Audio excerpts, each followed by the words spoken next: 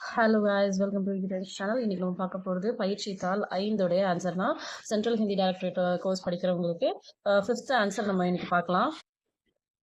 So இப்போ first வந்து பயிற்சி 1, கீழ்கண்ட சொற்களை தேவநாகரி எழுத்துக்களில் எழுதவும். கீழே இருக்கக்கூடிய வேர்ட்ஸை ரீட் பண்ணிவிட்டு அது ஹிந்தி லெட்டர்ஸில் எழுதணும். இது வந்து கவ் இன் கவுன், கவுன்.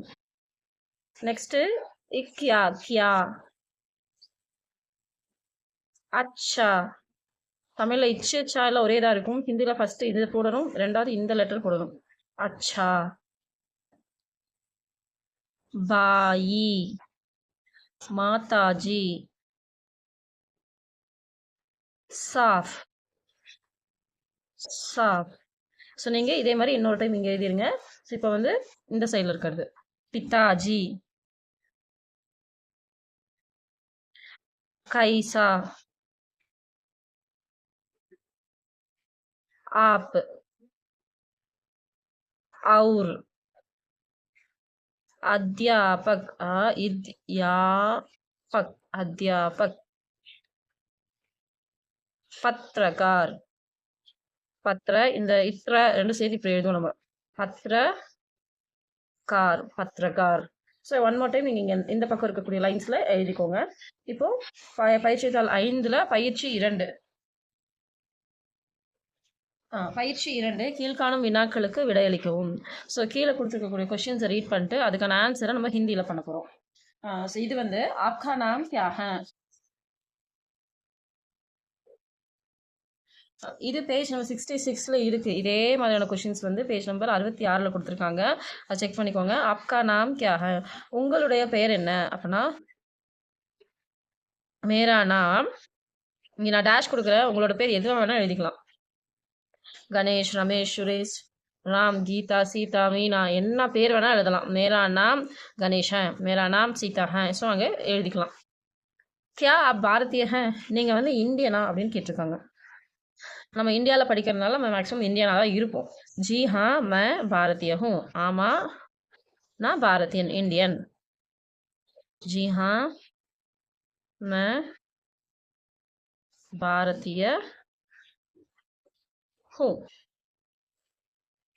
மரியா கவுன் ஹே. ஸோ இது எல்லாமே வந்து ஒரு லெசன் பேஸ்டு தான். அந்த லெசன் வந்து 66 பேஜ் நம்பரில் இருக்குது. அதை பேஸ் பண்ணி தான் இப்போ நம்ம இங்கே எழுதுகிறோம். மரியா யார்? இப்போ மரியா வந்து ரஷ்ய நாட்டை சேர்ந்த ஒரு பொண்ணு. அந்த லெசன் படி பார்த்தோன்னா ஸோ அதனால் மரியா ரூசி ஹே. ரூஷினா ரஷ்யன்.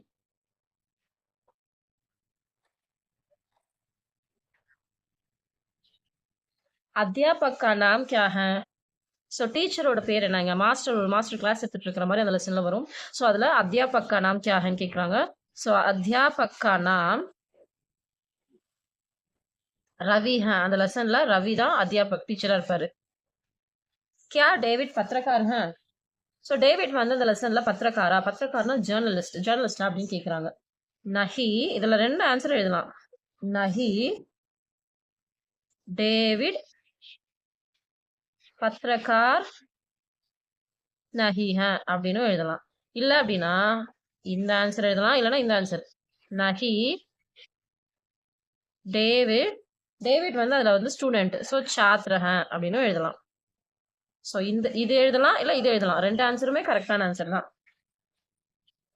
ஸோ நெக்ஸ்ட் பயிற்சி எண் 3.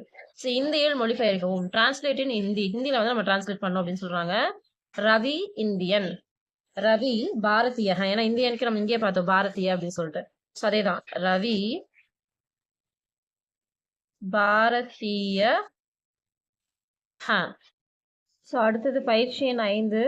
அட்டவணையில் கொடுக்கப்பட்டுள்ள சொற்களை சரியாக பயன்படுத்தி வாக்கியங்களை அமைக்கவும்.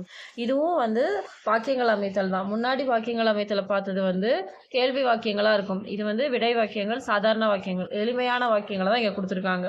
இப்போது இதுக்கான ரூல்ஸை நான் சொல்லிடுறேன். அதுக்கப்புறமா நீங்கள் வாக்கியங்கள் அமைக்க ஆரம்பிச்சிங்கன்னா ரொம்ப ஈஸியாக இருக்கும். மை அப்படின்னா நான். இப்போ நான் அப்படின்னு ஆரம்பிக்கும் போது ஹூ அப்படின்னு முடிக்கணும். நான் ஆரம்பிச்சதுன்னா ஹூவில் தான் முடிக்கணும். இது ரூல்ஸு. ஸோ இதில் ஆரம்பித்தா இதில் முடிக்கணும் அப்படிங்கிறது. ஆப்னா நீங்கள் அப்படின்னு நான் சொன்னேன். இப்போ நீங்கள் அப்படின்னு ஆரம்பிக்கும் போது எப்போவுமே ஹை போட்டு டாட் வச்ச மாதிரி தான் ஆரம்பிக்கிறேன். இது போன வாக்கியங்கள் அமைத்தல்லையே பார்த்தோம்.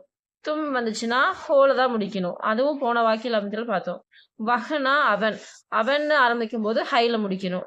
ஸோ வஹ்னா ஹேல முடிக்கணும். ஸோ மிச்சத்தை ரெண்டும் நம்ம ஆல்ரெடி போன அட்டவணையிலேயே நம்ம பார்த்துருக்கோம். இங்கேயும் அதே தான் கொடுத்துருக்காங்க. இப்போ ஒரு வாக்கியத்தை நான் சொல்றேன், நீங்க எக்ஸாம்பிள் பாருங்க. மைன்னு ஆரம்பிக்கிறேன். மை சாத்ர ஹூ, நான் மாணவன். இது நான் மாணவன் தான் எழுதணுமா அப்படின்னு கேட்டா கிடையாது. வஹு சாத்ர ஹ, சாரி இந்த ஹ, வஹு சாத்ர ஹ, அவன் மாணவன்.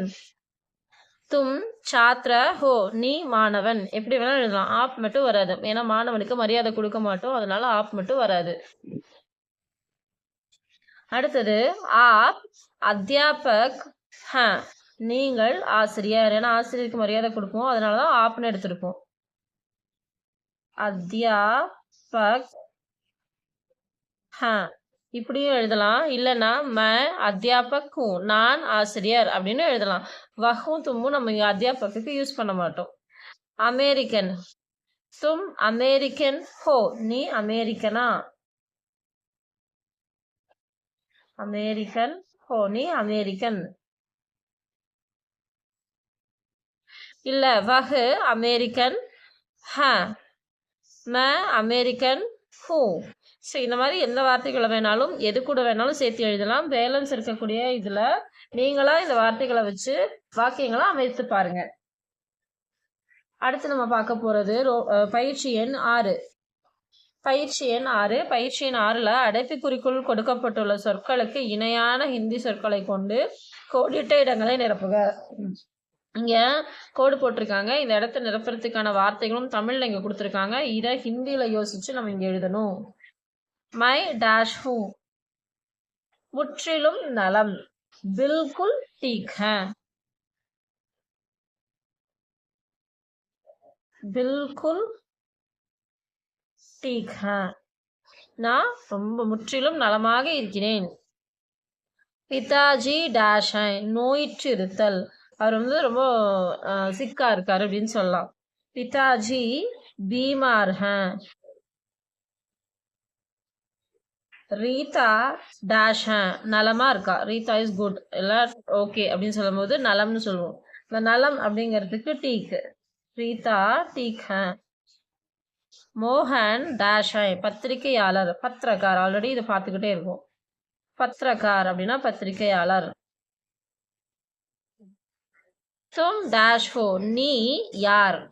யாருக்கு கவுன், கவுன்னா யார். வஹு டேஷ் ஹை, களைப்பாக சோர்வாக. அவன் டேஷாக இருக்கிறான், களைப்பாக இருக்கிறான், சோர்வாக இருக்கிறான் அப்படிங்கிறதுக்கு வஹு தக் ஹை அப்படின்னு எழுதணும். அடுத்தது பயிற்சி எண் 7.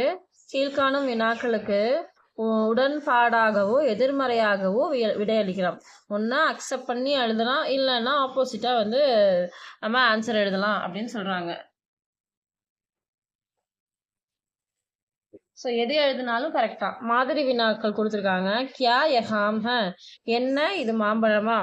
ஜி ஹா யஹாம் ஹை, ஆமா அப்படின்னா ஜி ஹாம் போடணும். ஆமா இது மாம்பழம். இல்ல அப்படின்னு நம்ம சொன்னோம்னா ஜி நஹி யஹ் ஆம் நஹி ஹை, 2 இடத்துல நஹி போடணும். ஹான்னு சொன்னா ஒரு இடத்துல, நஹின்னு சொன்னா 2 இடத்துல. இப்போ நான் ஒரு 2-3 கேள்விகளுக்கு மட்டும் பேலன்ஸ் ஆன்சர் பண்றேன். நீங்க மிச்சம் இருக்கிற கேள்விகளுக்கெல்லாம் விடை அழிச்சு பாருங்க. क्या यह आंख है, என்ன இது கண்களா. हाँ जी हाँ, यह आंख है. क्या यह केला है. जी नहीं, यह केला नहीं है. சரிங்களா. ஸோ எப்படி வேணாலும் எழுதிக்கலாம், எது எழுதினாலும் கரெக்டு தான். ஸோ நீங்கள் புரிஞ்சு இதுக்கான ஆன்சரை எழுதுறீங்களா அப்படிங்கிறத இதுக்கானதை கொடுத்துருக்காங்க. ஸோ இதோடைய பயிற்சி தாள் எண் 5 முடிஞ்சுது. இதில் உங்களுக்கு எதனா சந்தேகங்கள் இருந்ததுன்னா கீழே கமெண்ட் பாக்ஸில் தெரிவிங்க. நான் உங்களுக்கு அடுத்த வீடியோவில் அதுக்கான எக்ஸ்ப்ளனேஷன் கொடுக்குறேன். அடுத்த வீடியோவில் நம்ம பயிற்சி எண் 6 ஆன்சர்ஸை பார்க்கலாம். அப்படியே எல்லா ஆன்சர்ஸும் முடிந்ததுக்கு அப்புறமா உங்களுக்கு வந்து இந்த புத்தகத்தில் இருக்கக்கூடிய எல்லா பாடத்துக்கான எக்ஸ்ப்ளனேஷன் நான் கொடுக்குறேன். நிறைய பேர் எக்ஸ்பிளைன் பண்ணுங்கன்னு கேட்டிருக்கீங்க. ஸோ அந்த எக்ஸ்ப்ளனேஷனை வந்து இந்த பயிற்சி விடைத்தாளுடைய எல்லா பயிற்சிகளும் முடிச்சதுக்கு அப்புறமா அதோட எக்ஸ்ப்ளனேஷன் வீடியோ நான் உங்களுக்கு போடுறேன். தேங்க்ஸ் ஃபார் வாட்சிங் யூ டைம்ஸ் சேனல். இந்த வீடியோ உங்களுக்கு யூஸ்ஃபுல்லாக இருந்ததுன்னா மறக்காமல் நம்மளோட சேனலை சப்ஸ்கிரைப் பண்ணி வச்சுக்கோங்க. இன்னொரு வீடியோவில் பார்க்கலாம்.